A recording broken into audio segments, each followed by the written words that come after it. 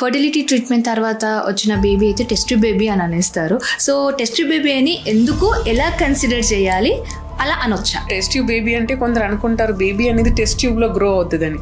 No, it's not like that. Fertility issues అంటే men and women ఇద్దరికి ఉంటాయి కదా. మేజర్గా ఇప్పుడున్న జనరేషన్లో మీరు ఎక్కువగా ఎవరికి చూస్తున్నారు? ఫీమేల్ 45 to 50% అంటే మేల్ కూడా ఆల్మోస్ట్ 45 to 50%. లైక్ ప్రీవియస్లీ ఎట్లా అంటే అబ్బాయిలో కూడా హార్మోనల్ ఇంబ్యాలెన్స్ వల్ల స్పర్మ్ తగ్గే ఛాన్సెస్ ఉంటాయి. అంటే వాళ్ళు కూడా కొందరు అమ్మాయిల్లో ఫెలోపియన్ ట్యూబ్ ఒకటే ఉంటుంది. ఆ అమ్మాయిలో న్యాచురల్ గా కన్సీవ్ అవుతారా? న్యాచురల్ కన్సెప్షన్ ఛాన్సెస్ ఉన్నాయి. ఎందుకంటే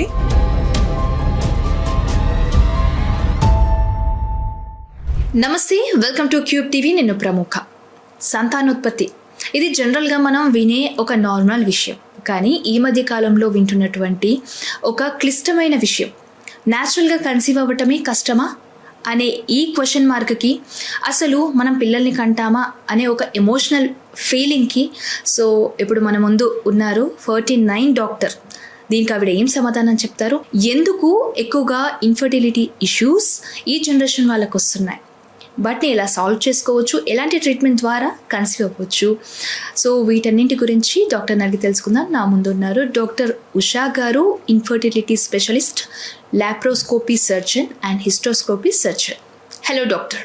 హాయ్, ఎలా ఉన్నారు? I'm good. How are you? చాలా బాగున్నాను.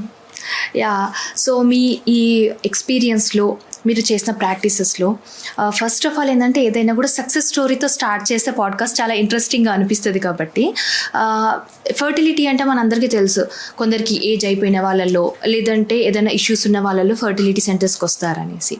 సో ఫస్ట్ ఏంటంటే, హయ్యెస్ట్ ఏజ్ అంటే మీరు ట్రీట్మెంట్ ఇచ్చిన వాళ్ళల్లో హయ్యెస్ట్ ఏజ్ ఉన్న మదర్ ఏ ఏజ్, ఎవరు మీన్స్ నేమ్ చెప్పకండి, ఆ స్టోరీ ఒక్కసారి మాకు చెప్తారా? హైయెస్ట్ ఏజ్ ఉన్నారు. లైక్ లేట్ 40s అంటే 48, 47లో కూడా ఉన్నారు. బట్ వన్ సక్సెస్ఫుల్ స్టోరీ అంటే I can tell about a lady like 46 years due to few issues. Like అంటే IVF అనేది మేము ప్లాన్ చేసుకున్నాము. ఫస్ట్ టైం ఎంబ్రియో ట్రాన్స్ఫర్ చేసినప్పుడు turn out be negative. But second time embryo transfer చేసినప్పుడు it's like patient she had so much trust on me and then blindly she went ahead. అంటే మీరు పెడితే ఖచ్చితంగా వస్తుంది డాక్టర్ అని blindly she went ahead. Second time embryo transfer చేసినప్పుడు it was like twins అనమాట. And then she has delivered also. And then recently she has come to me also. So it is like that doctor patient relationship is very important. And then she had lot of hope on me. And then now she is blessed with 2 kids అనమాట, 1 boy 1 girl. So this is like I like that patient because she has so much trust on doctor. That is very important when you take like doctor patient relationship అనేది చాలా important. So in that way I remember this patient very well. Okay. So embryo transfer చేసినప్పుడు కానీ, లేదా natural వేలో వాళ్ళు conceive అయినప్పుడు కానీ, ఆ ఎగ్ నుండి ఒక బేబీగా ట్రాన్స్ఫర్ అయ్యే ఆ మొత్తం పరిణామం ఎలా ఉంటుంది అంటే, చాలామందికి చాలా ఇంట్రెస్టింగ్గా ఉంటుంది. క్యూరియస్ క్వశ్చన్ ఇది యాక్చువల్లీ, ఈవెన్ నాకు కూడా. సో దాని గురించి ఒకసారి. ఇట్స్ రియల్లీ ఎ మిరాకిల్ అని అనాలి. Because just before embryo transfer ముందు we will see the embryo ఎలా ఉంది అని చూసుకుని, దాని తర్వాత we will transfer the embryos అనమాట. సో ట్రాన్స్ఫర్ చేసిన తర్వాత పాజిటివ్ స్కాన్లో హార్ట్ బీట్ కనిపించడం, and then crossing 3rd month 6th month, and then they will come back with baby. So from egg to baby అన్నప్పుడు even we're like surprise to see them as a kids. And then it is not such a easy procedure, to be frank. Even though end of the procedure is happy moment untadi gaani, it's not that easy procedure. It takes quite some time, and it starts with etla ante like stimulation process start avutadi, and then pickup procedure untadi. We'll take out the eggs, and then we'll fuse the eggs and sperm. Fuse చేసిన తర్వాత we will put it into the incubator. And then we'll see the day 5 blastocyst అంటాం. ఆ ఎంబ్రియోని మళ్ళీ freeze చేసుకొని when the time comes అన్నప్పుడు మేము ఇది embryo అనేది ట్రాన్స్ఫర్ చేస్తాం. ట్రాన్స్ఫర్ చేసి మనకు ఒక 2 weeks తర్వాతనే రిజల్ట్ వస్తుంది. రిజల్ట్ వచ్చిన తర్వాత like we will follow with scans అనమాట. నెక్స్ట్ స్కాన్ చేసినప్పుడు will get to know how the baby is growing, heart beat ఎలా ఉంది, అదన్నీ తెలుస్తుంది అనమాట. So it's a miracle story. Fertility treatment తర్వాత వచ్చిన బేబీ అయితే టెస్ట్ బేబీ అని అనేస్తారు. సో టెస్ట్ బేబీ అని ఎందుకు, ఎలా కన్సిడర్ చేయాలి, అలా అనొచ్చా? అను ఇట్స్ అ మిత్ అని అనాలి. సో టెస్ట్ ట్యూబ్ బేబీ అంటే కొందరు అనుకుంటారు బేబీ అనేది టెస్ట్ ట్యూబ్ లో గ్రో అవుతుందని. No, it's not like that. It's misnomer. Generally పాతకాలంలో సైన్స్, ఇప్పుడు ఐవీఎఫ్ అనేది ల్యాబ్ ని అంటాం కదా. సో ల్యాబ్ అన్నాకనే వాళ్ళు ఎట్లా కెమిస్ట్రీ సైన్స్ ల్యాబ్ లాగా ఓకే టెస్ట్ ట్యూబ్ ఉంటుంది, దాంట్లో బేబీ గ్రో అవుతుంది అని అనుకుంటారు అనమాట. But absolutely it's wrong. Baby అనేది టెస్ట్ ట్యూబ్ లో గ్రో అవ్వదు. చెప్పాలంటే will have some dish kind of thing ఉంటుంది, ఒక సర్కులర్ ప్లేట్ లాగా ఉంటుంది, కానీ ట్యూబ్ యాజ్ సచ్ ఉండదు. అండ్ దెన్ ఆ ఎంబ్రియోస్ అని చాలా చిన్న చిన్న స్ట్రక్చర్స్ అండర్ మైక్రోస్కోపీ మనం మ్యానిపులేట్ చేస్తాం అనమాట. అండ్ దెన్ ఆ డిష్ లో it will grow for 5 days అంతే. ఆఫ్టర్ దట్ ఆ ఎంబ్రియోని మేము మదర్ కి ట్రాన్స్ఫర్ చేసేస్తాం. Completely it grows in the mother womb only. గర్భసంచిలోనే గ్రో అవుతుంది. So it's a misnomer, it's a myth. అంటే మనకి చూస్తే పెళ్ళైన తర్వాత ఒక 6-7 years తర్వాత కన్సీవ్ అవుతారు. అయితే ఫర్టిలిటీ ఇష్యూస్ వల్ల దేనివల్ల ట్రీట్మెంట్ తర్వాత కన్సీవ్ అయిన తర్వాత మళ్ళీ సెకండ్ బేబీకి కూడా కంపల్సరీగా ఫర్టిలిటీ ట్రీట్మెంట్తోనే కన్సీవ్ అవ్వాల్సి వస్తుందా, లేదంటే న్యాచురల్గా అయినా ఛాన్సెస్ ఉన్నాయా? ఖచ్చితంగా ఫర్టిలిటీ ట్రీట్మెంట్ అవసరం పడుతుందని చెప్పలేము. అంటే ఫస్ట్ మనం ఐవీఎఫ్ ట్రీట్మెంట్ చేస్తాం కదా, దేనికోసం చేస్తున్నాం అనేది చూడాలి అనమాట. వాట్ ఈస్ ద రీజన్ అనేది మనకు తెలియాలి. ఫర్ ఎగ్జాంపుల్ PCOS ప్రాబ్లం వల్ల, or like maybe some unexplain infertility, అట్లాంటి రీజన్లో మనకు ఐవీఎఫ్ అయినా ఆర్ ఐయూ అయినా చేసామనుకోండి, for those couple second baby అనేది స్పాంటేనియస్గా మళ్ళీ అవ్వడానికి ఛాన్సెస్ ఉన్నాయి. కొందరు ఉంటారంటే ట్యూబల్ బ్లాక్, అట్లాంటి కొన్ని ఇష్యూస్లో మనం సెకండ్ ప్రెగ్నెన్సీ కూడా త్రూ సమ్ ట్రీట్మెంట్ ద్వారానే లైక్ కన్సెప్షన్ ఛాన్సెస్ ఉంటుంది అన్నమాట. Okay, yeah. Fertility depends upon the condition. Okay, fertility issues అంటే మెన్ అండ్ విమెన్ ఇద్దరికి ఉంటాయి కదా. మేజర్గా ఇప్పుడున్న జనరేషన్లో మీరు ఎక్కువగా ఎవరికి చూస్తున్నారు, అది ఎలాంటి ఇష్యూస్ ఎవరిలో కనిపిస్తున్నాయి? సో ఇప్పుడు ఆల్మోస్ట్ ఇద్దరు, మేల్ ఫీమేల్ ఇద్దరు కాంట్రిబ్యూట్ చేస్తారనమాట. ఐ కెన్ సే ఫీమేల్ 45-50% అంటే మేల్ కూడా ఆల్మోస్ట్ 45-50%. లైక్ ప్రీవియస్లీ ఎట్లా అంటే దే ఓన్లీ బ్లేమ్ ఉమెన్ అనమాట. But now it is not like that, it's a couple journey. So females almost ఒక 45% అనొచ్చు, మేల్స్ కూడా equally 45% they are contributing. Remaining 5-10% అనేది it's unexplained, అంటే ఒక పర్టికులర్ రీజన్స్ అనేది ఉండవు. ఓకే, మెన్లో ఎక్కువ ఎలాంటి ఇష్యూస్ కనిపిస్తాయి మనకి? ఇప్పుడు maybe because of the stress or food pattern, lifestyle habit, don't know, maybe these are all the contributing factor ఉండొచ్చు. చాలా మంది పేషెంట్కి కౌంట్ తక్కువ ఉండడం, మోటిలిటీ తక్కువ ఉండడం, మార్ఫాలజీ అంటే నార్మల్ స్పోమ్స్ అనేది తక్కువ ఉండడం చాలా ఫ్రీక్వెంట్ అయిపోయినాయి ఇప్పుడు. సో బేసిక్లీ 7 parameters అబ్నార్మల్గా ఉంటుంది వాళ్ళకి. That is the main cause in మేల్స్లో. ఫీమేల్స్లో చూస్తే లైక్ దీనికి ముందు PCOS అనేది it's quite common. Now is also PCOS అనేది కామన్గా ఉన్నాయి. But along with PCOS number of eggs అనేది చాలా తక్కువ ఉంటుంది. So that is the one reason. And then tubal block, endometriosis, ఇట్లాంటి కొన్ని conditions now it is like it's very frequent అనమాట. Okay, so these are the few reasons in females. అంటే doctor జనరల్గా every month periods వచ్చే వాళ్ళలో eggs పోతూ ఉంటాయి, waste అవుతూ ఉంటాయి. PCOSలో కొందరు అనుకుంటారు నాకు 3 months కోసారి 4 months కోసారి వస్తాయి కదా, అంటే నా ఎగ్స్ సేఫే కదా, సో నాకెందుకు ఇష్యూస్ వస్తాయి, నాకు క్వాంటిటీ బాగానే ఉంటుంది కదా అని ఇలా కూడా ఆలోచించే వాళ్ళు ఉన్నారు. సో వాళ్ళకి మీరేం చెప్తారు? ఎగ్ అనేది మనకి పుట్టినప్పటి నుంచి will be having multiple eggs, అంటే ల్యాక్స్లో ఉంటుంది. అంటే ప్యూబర్టీ పెద్ద మనిషి అయిపోయిన తర్వాత it will be in multiple థౌజండ్స్లో ఉంటాయి.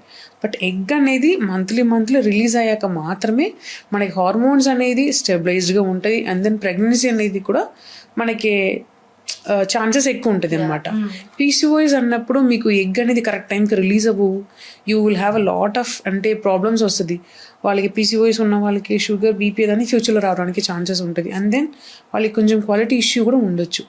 సో మంత్లీ డేట్ రావాలి, that is very very important. Okay, అబ్బాయిలు సెమెన్ టెస్ట్ హోమ్ కిట్ ఇప్పుడు వస్తున్నాయి, సో వాళ్ళు ఇంట్లోనే టెస్ట్ చేసుకుంటున్నారు. అది ఎంతవరకు వర్కౌట్ అవుతుంది? ఇప్పుడు ఆ హోమ్ కిట్ అనేది చాలా it's like it has become popular నిజం చెప్పాలంటే. బట్ ఇట్స్ అ స్టార్టింగ్ పాయింట్గా అనుకోవచ్చు అండి. It's just a screening tool. But ఇప్పుడు దాన్ని డిపెండ్ అయ్యి దాన్ని బేస్ చేసి ఓకే ఎవ్రీథింగ్ ఈజ్ ఫైన్, నేను ఫర్టిలిటీ ఎవాల్యుయేషన్ వెళ్ళాలంత అవసరం లేదు, అట్లా కాదు. ఇట్ ఈస్ లైక్ ఇప్పుడు కిట్లో ఇప్పుడు UPT కిట్ ఉంటుంది కదా, అట్లా ఉంటుంది. 1 లైన్ ఆర్ 2 lines అట్లా వస్తుంది అనమాట. కంట్రోల్ లైన్ ఒకటి ఉంటుంది, ఇంకొకటి టెస్ట్ లైన్. సో యూజువల్గా ఆ టెస్ట్ కిట్లో మనకి ఏం తెలుస్తుంది అంటే స్పర్మ్ కౌంట్ ఎలా ఉంది అని మాత్రమే తెలుస్తుంది. బట్ అది మాత్రం తెలుసుకోవడం కాదు, lot of things is there in the semen analysis. అంటే విస్కాసిటీ అంటాము, pH అంటాము, కొన్ని ఎంజైమ్స్ కూడా, ఫ్రక్టోజ్ ఎంజైమ్స్ అనేది చెక్ చేస్తాము, మోటిలిటీ, మార్ఫాలజీ, చాలా ఉన్నాయి. మేబీ కొందరు దే మే ఫీల్ ఎంబేజ్డ్ అనమాట to come to the clinic. So starting పాయింట్గా మీరు హోమ్ కిట్ యూస్ చేసుకోవచ్చు, కానీ టోటలీ మీరు హోమ్ కిట్ని డిపెండ్ అయి ఉండకూడదు. ఖచ్చితంగా మీకు ఫర్టిలిటీ ఇష్యూ ఉంటే you have to approach a fertility clinic. ఒక సెమెన్ అనాలిసిస్ అనేది చేయించుకోవడం it's very very important. Yeah, అంటే జనరల్గా అమ్మాయిలు కన్సీవ్ అయ్యారా లేరా అని చూసుకోవడానికి మనకు మీరు అన్నట్టుగా కిట్ ఉంటుంది. అంటే 2 లైన్స్ ఉంటాయి, మనకి 2 లైన్స్ వస్తే పాజిటివ్ లేదంటే నెగిటివ్. ఇప్పుడు దీన్ని ఎలా కన్సిడర్ చేయొచ్చు అబ్బాయిలో కిట్? ఎందుకంటే పర్సంటేజ్ అనేది ఎలా క్యాలిక్యులేట్ చేయొచ్చు కిట్లో? యా, మనకి డిఫరెంట్ కిట్స్ వస్తాయి అనమాట. ఒక్క కిట్లో I tell you for an example, ఇప్పుడు యూపీటీ కిట్ లాగా ఉంటుంది, కంట్రోల్ కూడా ఉంటుంది. దాంట్లో ఒక సెమెన్ శాంపిల్, కొంచెం బఫర్, ఒక సొల్యూషన్ వాళ్ళు ఇస్తారు, దాంతో మిక్స్ చేసుకుని కొన్ని లైక్ ఫ్యూ డ్రాప్స్ ఆఫ్ సెమెన్ని ఒక వాల్ లాగా ఉంటుంది, వెల్ లాగా ఉంటుంది, దాంట్లో మీరు అంటే ఫిల్ చేస్తే it will give 2 lines. 2 lines ఉంటే ద కౌంట్ ఈస్ గుడ్. అంటే మేబీ అప్రాక్సిమేట్లీ ఒక 15 million అంటారు. It's like again few people have a few range అనమాట. 15 million అబౌవ్ కౌంట్ ఉంటే you will get 2 lines. 15 million below count ఉంటే you won't get 2 lines. అంటే అప్పుడు మీరు ఖచ్చితంగా సెమెన్ అనాలిసిస్ అనేది చేసుకోవాల్సిందే, ఎందుకంటే మీకు కౌంట్ అనేది తక్కువ ఉంది. కౌంట్ తక్కువ ఉన్నప్పుడు ఖచ్చితంగా మార్ఫాలజీలో అయినా మోటిలిటీలో అయినా ఇష్యూ ఉంటుంది. Okay, so these are the 2 inference. అంటే కౌంట్ ఉన్నంత మాత్రాన మూమెంట్స్ కూడా ఇంపార్టెంట్ కదా, అదన్నీ అందులో తెలుస్తుంది? దాంట్లో తెలీదు. సో ఇది జస్ట్ ఇంట్లో బేసిక్ టెస్ట్ మాత్రమే, ఇంకేమున్నా కంపల్సరీగా మనం రావాల్సింది. యా డాక్టర్, మీరు చూసిన కేసెస్లో మేల్లో ఎక్కువగా ఉన్న ఇష్యూస్ ఏంటి? either zero sperms అని వస్తుంది or like very less sperms. Okay, zero sperms అంటే కూడా వీ క్యాన్ డూ సంథింగ్, అంటే through IVF procedure. Zero sperms ఉన్న వాళ్ళు కూడా కొన్ని హార్మోన్ అనాలిసిస్ చేసుకుని వాట్ ఈస్ ద రీజన్, ఎందుకు జీరో స్పర్మ్ వచ్చాయి అనేది ఫస్ట్ తెలుసుకోవాలి. అంటే ఫ్యూ రీజన్స్ ఉంటాయి, అంటే బ్లాక్ అయిందా ఆర్ లైక్ ఆర్గన్ ఫెయిలియర్ అయిందా, టెస్టిక్యులర్ ఫెయిలియర్ ఉందా, అట్లా మనం తెలుసుకొని like we will do few procedures. IVFతో పాటు టీజన్ ఒక ప్రొసీజర్ చేయిస్తే like it is possible to have a genetically own kid అనమాట. So no sperm is the like obviously that is the. నేను రీసెంట్గా నేను యూట్యూబ్లో ఒక చిన్న వీడియో చూసాను అనమాట. ఒక ఆవిడ పేషెంట్ అనమాట డాక్టర్ దగ్గరకు వస్తుంది, మీ హస్బెండ్లో ఇలా కౌంట్ తక్కువ ఉందంటే, లేదండి మా హస్బెండ్ అబ్బాయేనండి అని చెప్తున్నారు. అంటే మినిమం నాలెడ్జ్ కూడా జనాల్లో లేదు. లైక్ ఎట్లంటే వైఫ్ అండ్ హస్బెండ్ కలిసినంత మాత్రాన తన జెండర్ అబ్బాయి అని వైఫ్ ఫిక్స్ అయిపోతున్నారు. కానీ దానికి ఒక కౌంట్ ఉంటుంది. దాని గురించి ఒక్కసారి చదువుకొని, మినిమం చదువుకున్న అమ్మాయిలకి కానీ లేదా చదువుకొని ఆడవారికి కానీ అర్థమయ్యేలాగా ఒక్కసారి వాళ్ళకి చెప్తారు. యా, సో సెమెన్ అనాలిసిస్లో బేసిక్లీ 3 పారామీటర్స్ అనేది చాలా ఇంపార్టెంట్. ఫస్ట్ కౌంట్ అనేది 16 million అబవ్ ఉండాలి, దట్స్ వెరీ వెరీ ఇంపార్టెంట్. దాని తర్వాత కదలికనాల్లో మోర్ దెన్ 30% ఉండాలి. అండ్ దెన్ మార్ఫాలజీ అనేది sperms, how many sperms are normally looking sperms అనేది క్యాలిక్యులేషన్ అనమాట. At least 4% is expected. సో ఇది 3 పారామీటర్స్ బాగుంటే like there is a more chance to get conception naturally అనమాట. సో దీంట్లో ఏదైనా తేడా ఉంటే, అంటే లెస్ దెన్ 16 million ఉంటే, ఆర్ కదలికన less than 30%, morphology less than 1-2% ఉంటే ఖచ్చితంగా మీరు ఫర్టిలిటీ డాక్టర్ని అప్రోచ్ అయ్యి ట్రీట్మెంట్ తీసుకోవాలి. ఓకే, అంటే PCOS, PCOD ఇది అమ్మాయిలో హార్మోనల్ ఇంబ్యాలెన్స్ వాటి వల్ల కూడా వస్తుంది అంటారు, అండ్ మన లైఫ్ స్టైల్. అబ్బాయిలో కూడా హార్మోనల్ ఇంబ్యాలెన్స్ వల్ల స్పర్మ్ తగ్గే ఛాన్సెస్ ఉంటాయి, స్పర్మ్ కౌంట్. యా, అంటే వాళ్ళు కూడా కొన్ని హార్మోన్స్ అనేది చెక్ చేసుకోవాలి. FSH, LH, testosterone, oestrogen, thyroid, prolactin, these are the basic hormones అనమాట. దీన్ని కూడా మనం చెక్ చేసుకోవాలి. ఎస్పెషల్లీ కౌంట్లో ఏదైనా ఇష్యూ ఉంటే ఈ హార్మోన్స్ అని చెక్ చేసుకుని దీంట్లో ఏదైనా ఇష్యూ ఉందా, దీంట్లో ఏదైనా కరెక్ట్ చేయాలా అనేది కూడా మనం చెక్ చేసుకోవాలి. సో ఫర్ ఎగ్జాంపుల్ కొన్ని బ్రెయిన్ ఇష్యూస్ ఉంటే కూడా ఇది FSH హార్మోన్స్, LSH హార్మోన్స్ అనేది చాలా వేరియేషన్స్ వస్తుంది. సో మనం కొంచెం కరెక్ట్ చేసుకుంటే వాళ్ళకి స్పర్మ్ కౌంట్ ఇంప్రూవ్ అవ్వడానికి ఛాన్సెస్ ఉన్నాయి, న్యాచురల్ కన్సెప్షన్కి ఛాన్సెస్ ఉన్నాయి. ఇన్ కేస్ ఆ వాల్యూస్ అనేది ఎక్కువ ఉంటే కూడా మనకి ఒక క్లూ వస్తుంది, దీనివల్ల వీళ్ళకి అబ్నార్మల్ స్పర్మ్ పారామీటర్స్ వచ్చాయి, so next what to do. వాళ్ళకి న్యాచురల్ కన్సెప్షన్ కుదురుతుందా, or like we have to go head with IVF treatment అనేది కూడా మనకు తెలుస్తుంది. సో లైక్ ఫీమేల్స్ లాగా మేల్స్ కూడా కొన్ని హార్మోనల్స్ ఇష్యూ రావడానికి ఛాన్సెస్ ఉంది. ఓకే, అంటే ఏదైనా ఫుడ్ హ్యాబిట్స్ వల్ల చేంజ్ చేసుకునే ఛాన్సెస్ ఉంటాయా? అంటే లైఫ్ స్టైల్ ఈజ్ మనకు ప్రజెంట్ చూస్తున్నాం, అందరూ ఐటీ సెక్టరే కాబట్టి నైట్ షిఫ్ట్స్ ఇవన్నీ కూడా ఉన్నాయి. అంటే ఇవి అనే కాకుండా మనం తినే ఫుడ్ ఎలా ఉంటే వాళ్ళలో న్యాచురల్గా స్పర్మ్ కౌంట్ పెరుగుతుంది? Obesity is very very common now days. ఇప్పుడు ఒబెసిటీ వల్ల ఏమవుతుందంటే ఎస్పెషలీ మేల్స్లో అది టెస్టోస్టెరాన్ ఈస్ట్రోజన్ రేషియో అనేది మారిపోతుంది. They should be one particular amount of ratio అనేది ఉండాలి. ఉన్నాక మాత్రమే అది స్పర్మ్ అనేది ప్రొడక్షన్ కరెక్ట్గా ఉంటుంది. ఇప్పుడు outside food or like junk food వల్ల ఇప్పుడు ఒబెసిటీ పెరిగింది అనుకోండి, ఆ రేషియో అనేది మారిపోతుంది. That itself affects sperms production అనమాట. ఓకే, పిల్లల్లో అబ్బాయిలలో చిన్నప్పుడు ఏదో ఒక ఇష్యూ తోటి కొందరికి సర్జరీస్ జరుగుతాయి. అంటే నేను చూసిన వాళ్ళల్లో యూరిన్ ఇన్ఫెక్షన్ వచ్చో, లేదంటే కిడ్నీ రిలేటెడ్వి ఏదైనా వచ్చో, ఓపెన్గా లేకపోవడం వల్ల చిన్న చిన్న సర్జరీస్ జరుగుతుంటాయి. కానీ వాటిని ఎలా అంటే పెద్ద అయిన తర్వాత కూడా క్వశ్చన్ చేస్తున్నారు పెళ్లి సంబంధాలు చూసే టైంలో. అంటే దానికి ఫర్టిలిటీకి ఏమైనా సంబంధం ఉందా? Yeah it's there. Okay, especially మేల్స్లో అబ్డమినల్ సర్జరీ అంటే ఖచ్చితంగా తెలుసుకోవాలి. ఎందుకంటే లైక్ కొన్ని కండిషన్ క్రిప్టార్కిడిజం అంటే కొన్నిసారి ఏమవుతుందంటే టెస్టిస్ అనేది లైక్ మదర్ కడుపులో ఉన్నప్పుడు పొట్టెలో ఉంటుంది అనమాట. పుట్టిన తర్వాత ఆ టెస్టిస్ అనేది through migration it has to come down. Okay, in case రాక అది పైకి ఉంది అనుకోండి, బేబీ 1 year లోపలనే కొన్ని సర్జరీస్ చేసి ఆ టెస్టిస్ని మనం కింద తీసుకొని రావాలి త్రూ సర్జరీస్. ఇన్ కేస్ మనం కింద తీసుకొని రాలేదనుకోండి, టిష్యూ విల్ గెట్ ఫెయిలియర్, అంటే టెస్టిక్యులర్ విల్ అండర్గో ఫెయిలియర్ అనమాట. సో స్పర్మ్ ప్రొడక్షన్ అనేది ఎఫెక్ట్ అవుతుంది. That is one thing. కొందరికి చిన్నప్పుడు హెర్నియా సర్జరీ అనేది చేస్తారు. Through that hernia surgery also మీకు కొన్ని స్ట్రక్చర్స్ ఎఫెక్ట్ అవ్వడానికి ఛాన్సెస్ ఉన్నాయి. That is one thing. And then hydrocele surgeries, ఇట్లా కొన్ని సర్జరీస్ వల్ల ఖచ్చితంగా టెస్టిస్కి డ్యామేజ్ అవుతుంది. That may cause infertility also. Okay, కొందరు అమ్మాయిల్లో ఫెలోపియన్ ట్యూబ్ ఒకటే ఉంటుంది. ఆ అమ్మాయిలో న్యాచురల్గా కన్సీవ్ అవుతారా, లేదా ఫర్టిలిటీ ట్రీట్మెంట్ తర్వాతనే కన్సీవ్ అయ్యే ఛాన్సెస్ ఉంటాయా?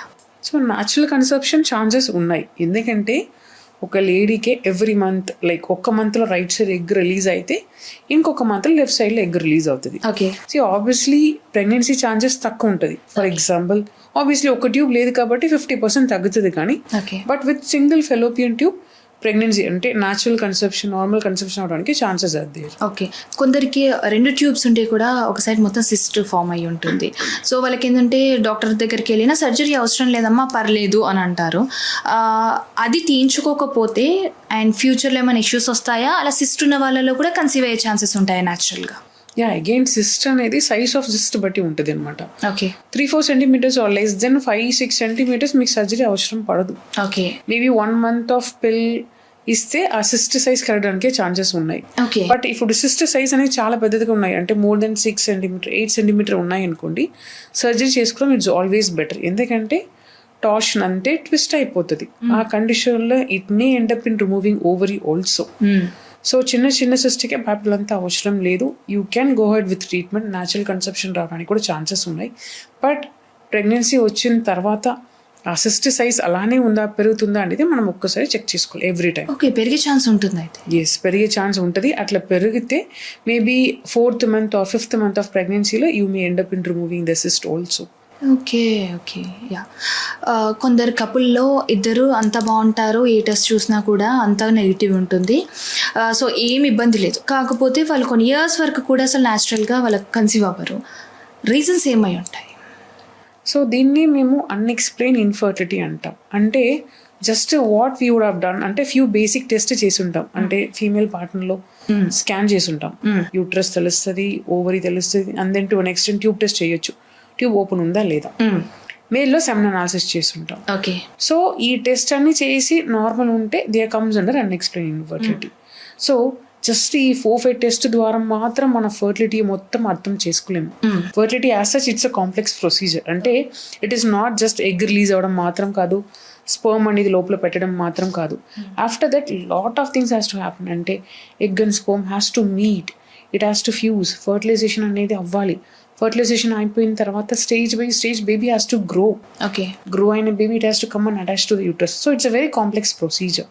ఓకే అండ్ దెన్ దీన్ని అన్ఎక్స్ప్లెయిన్ ఇన్ఫర్టిలిటీ అంటాం. What could be some reason అంటే మేబీ ఎగ్లో ఇష్యూ ఉండొచ్చు, ఎగ్ క్వాలిటీలో ఇష్యూ ఉండొచ్చు, స్పర్మ్ క్వాలిటీలో ఇష్యూ ఉండొచ్చు, maybe egg and sperm is not fusing, fertilization అవ్వట్లేదు, లైక్ కొన్నిసారి ఏదైనా ఎండోమెట్రియోసిస్ ప్రాబ్లమ్ ఉంటే కూడా like we may not expect like even though అన్ని నార్మల్ ఉంటే కూడా ప్రెగ్నెన్సీ రావడం మేబీ కష్టం అనిపించచ్చు. ఓకే, ఈ హెల్దీగా ఉన్న కపుల్లో మీరు చూసినటువంటి మేజర్ రీజన్ ఏంటి అంటే మీ దగ్గరకు వచ్చిన వాళ్ళల్లో? జనరల్ పీపుల్ సో ఫీమేల్స్లో చూస్తే పీసీఓడి ఉండొచ్చు ఆర్ నంబర్ ఆఫ్ ఎగ్స్ తక్కువ ఉండొచ్చు. ఓకే, మేల్స్లో అంటే మోస్ట్లీ కౌంట్ అనేది తక్కువ ఉంటుంది. So these are the main reasons. Okay, and ఇంకొకటి ఏంటంటే బిఫోర్ మ్యారేజ్ కొన్ని సర్జరీస్ కానీ లేదంటే వీళ్ళ ప్లానింగ్ బిఫోర్ కొన్ని సర్జరీస్ జరిగి ఉండి ఆ తర్వాత వాళ్ళు ట్రై చేసిన కన్సీవ్ అవ్వకపోవడం, సో ఫర్టిలిటీ ట్రీట్మెంట్ ద్వారా కన్సీవ్ అయ్యే ఛాన్సెస్ ఉంటాయా ఆల్రెడీ సర్జరీస్ అయిన పేషెంట్స్లో? ఆల్రెడీ సర్జరీ అయిన పేషెంట్స్ అంటే ఏ టైప్ ఆఫ్ సర్జరీ అయింది అనేది చూడాలి. ఓవరీలో సర్జరీ అయిందా, ట్యూబ్లోనా, యూట్రస్లోనా అనేది చూడాలి. ఫర్ ఎగ్జాంపుల్ ఎండోమెట్రియోసిస్ అని ఒక కండిషన్ ఉంది. ఆ కండిషన్కి యూజువల్గా సర్జరీ చేస్తే నంబర్ ఆఫ్ ఎగ్స్ అనేది తగ్గిపోతుంది. అది ఒకటి చెక్ చేసుకోవాలి. ఇన్ కేస్ ట్యూబ్లో సర్జరీ అయిందా, ఫర్ ఎగ్జాంపుల్ కొందరు పిల్లలు వద్దన ఆపరేషన్ చేసుకుంటారు, మళ్ళీ రీకానలైజేషన్ చేసుకుంటారు, అట్లా ట్యూబ్లో సర్జరీ చేస్తే కూడా like again how is the tube అనేది చూసుకోవాలి. యూజువల్గా ట్యూబల్ డ్యామేజ్ ఉంటే IVF is the best option. And then కొందరికి యూట్రస్లో సర్జరీ అయి ఉండొచ్చు, అంటే ఫైబ్రాయిడ్ తీసుంటారు. అట్లాంటి పేషెంట్స్లో ఖచ్చితంగా ఐవీఎఫ్ ట్రీట్మెంటే అవసరం పడితేనే ఏం కాదు, మనం న్యాచురల్ ట్రై చేసుకోవచ్చు. దాంట్లో అవ్వకపోతే step by step we can move forward. So ప్రీవియస్గా సర్జరీ అయితే కూడా they can conceive natural also, no issues, or like they may need fertility treatment also. Okay, జనరల్గా పిల్లలు పుట్టట్లేదంటే వాళ్ళు చాలా ఎమోషనల్లీ డౌన్ ఉంటారు. సో డాక్టర్ కూడా ఒక ఎమోషనల్లీ సపోర్ట్ ఇవ్వాలి అని అనుకుంటారు. మీ దగ్గర చాలా ఒపీనియన్ మొత్తం చెప్పేస్తారు కదా, అట్లా మీ దగ్గరకు వచ్చి బాధపడి పిల్లలు కావాలని తపన పడి మీకు హార్ట్ టచింగ్గా అనిపించిన ఒక కపుల్ స్టోరీ, సక్సెస్ స్టోరీ మాకు చెప్పండి. Yeah I remember a couple అండి. Like male is almost 48 years, female is around 42 years. వాళ్ళు ఆల్రెడీ చాలా ప్లేస్లో ట్రీట్మెంట్ తీసుకున్నారు. అండ్ దెన్ ఒక ప్రాబ్లం ఏంటంటే సర్వికల్ స్టీనోసిస్ అని బయట డయాగ్నోస్ చేశారు. And then few other issues also was there. And then బయట లాప్రోస్కోపీ, హిస్ట్రోస్కోపీ ట్రై చేశారు, బట్ సర్విక్స్ అనేది అంటే గర్భసంచి ద్వారం అనేది ఓపెన్ చేయలేకపోయారు. And then the patient came to 49 Kukatpally బ్రాంచ్కి వచ్చారు. దెన్ నేను ప్లాన్ చేసుకున్నాను, అంటే గర్భసంచి ద్వారం క్లోజ్ ఉంది కాబట్టి ఫస్ట్ నేను హిస్ట్రోస్కోపీ ప్లాన్ చేసుకున్నాను. ఓకే, హిస్ట్రోస్కోపీ ప్లాన్ చేసుకుని నేను ఆ గర్భసంచి ద్వారంని ఓపెన్ చేశాను కూడా. ఓకే, బికాస్ లాస్ట్ టైమ్ వాళ్ళు ఐయుఐ కూడా చేయలేకపోయారు, అంటే క్లోజ్ అయిపోయిందని. బట్ నేను హిస్ట్రోస్కోపీ చేసినప్పుడు I was able to negotiate, I open the cervix also. దాని తర్వాత like we have planned IVF and then first time వాళ్ళకి సక్సెస్ అయింది.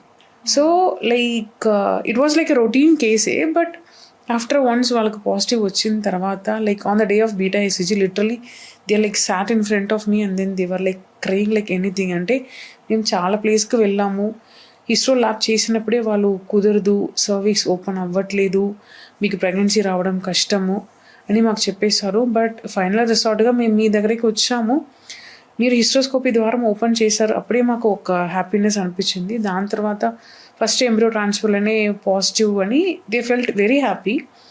And then like after 3rd month నేను పంపించేసాను పేషెంట్ని. But every month like generally we at our center మేము 3 months తననే చూస్తాం, మాక్సిమం 5th month తన చూస్తాం.